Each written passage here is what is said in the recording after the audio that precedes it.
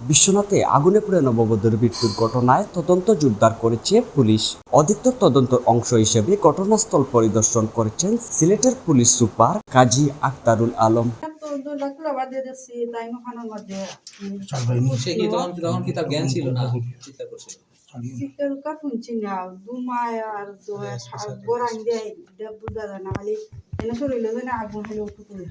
আগুন ছিল, আগুন নিভাইছে কে?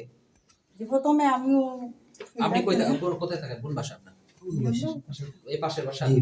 ও, আপনি কিভাবে বুঝলেন যে এখানে সে যে ও টাইম খেলাত আসলো ছাদের উপরে, আমিও আসলাম ছাদের উপরে। জি না, আমরা ছাদের উপরে। তুমি শুনতে পাইছিলা প্রথমে?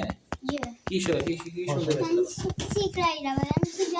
আমি দৌড়িয়া নেমে আইছি বাদে ও ফুরে দিতে আসছি যে তো আগুন বাদে তাই তাই আমি রেখে আইছি বাদে তাই দরজা খুলছি নিয়া যাওয়ার সময় কি বলছিল এই রাসনা? কইরা কি গ্যাস উঠিয়া কইরা শাশি আম্মা ইকান কইল না, ইকান কইল না, আল্লাহর কাছে দায়িত্ব হবাই আমার নিজের ইচ্ছায় আমি আগুন ধরাইছি।